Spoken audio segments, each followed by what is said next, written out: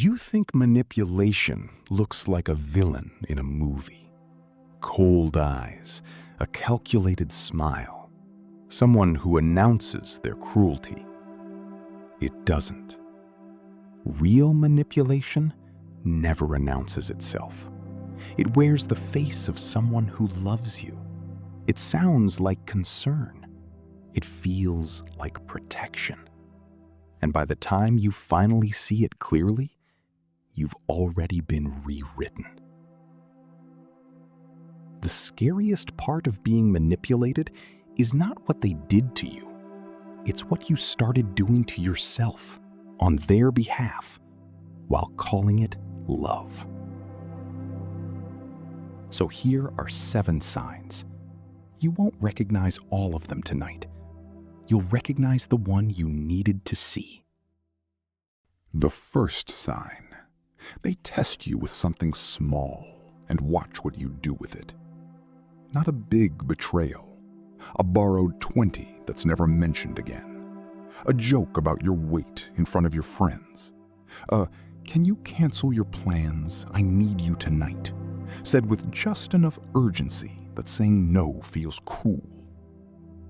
None of these are really about the $20 or the joke or the plans. They're a question asked without words. How much can I take before you push back? And if the answer is nothing, if you laugh it off, if you cancel, if you let the joke slide, they don't think, "That's kind of them." They think, "Good to know." A person who respects you accepts the first no. A person who is studying you treats the first no as an opening offer. The second sign. The kindness arrives with a memory attached. They covered your rent that one month. They drove 4 hours when you needed them. They told you, unprompted, how proud they were of you. None of it felt like a transaction. It felt like being loved. But watch what happens the next time you say no to them. Watch how the rent comes up. Not as a threat, as a sigh. A pause before they answer you. After everything, they don't say, but somehow you hear it anyway. That's not generosity with a long memory. That's a debt you didn't know you were taking out a loan for. The third sign. The people who tell you the truth start disappearing from your life.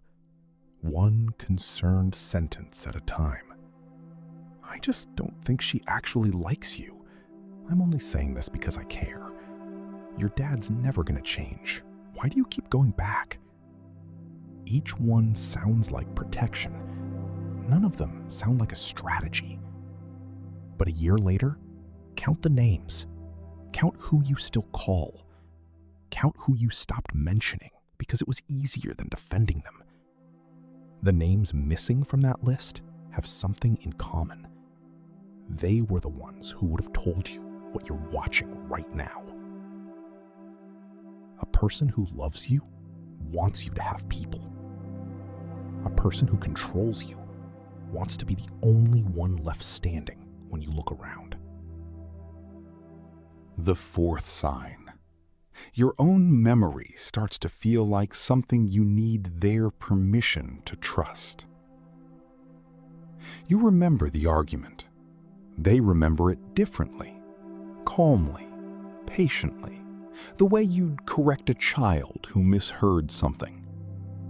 You remember what they said last Tuesday. They tell you with a small, tired smile that you're remembering it wrong again. The first time, you think you might actually be wrong. The 10th time, you stop checking your memory against the moment. You start checking it against them.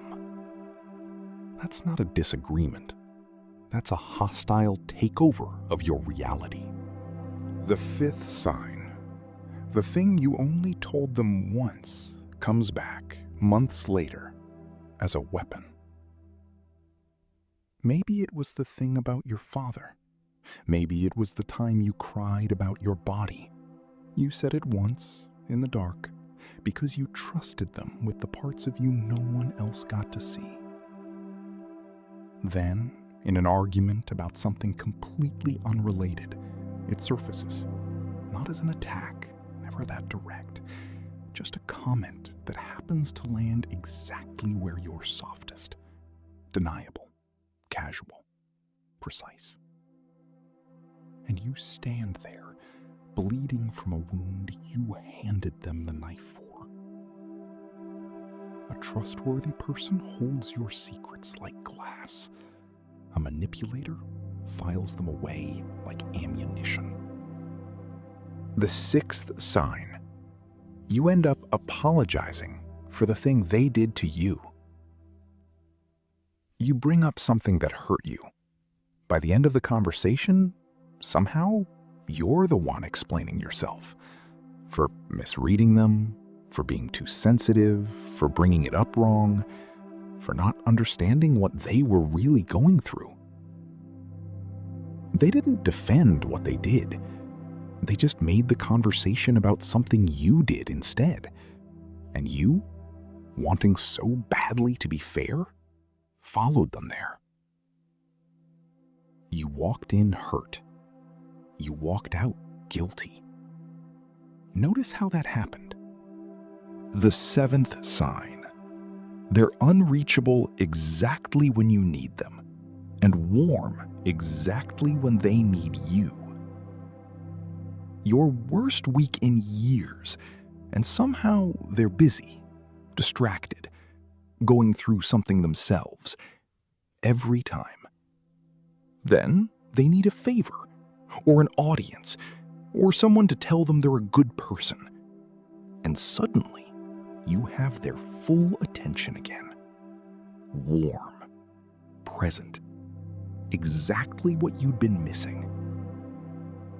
And the relief of being chosen again is so strong, you don't ask the obvious question. Chosen for what? You are not a person to them in those moments. You are an appliance, switched on when needed, unplugged the rest of the time. Never owed an explanation either way. 7 signs. A couple of them probably felt familiar. One of them, maybe, had a specific face attached to it. Here's what nobody tells you about being manipulated. It doesn't feel like being controlled.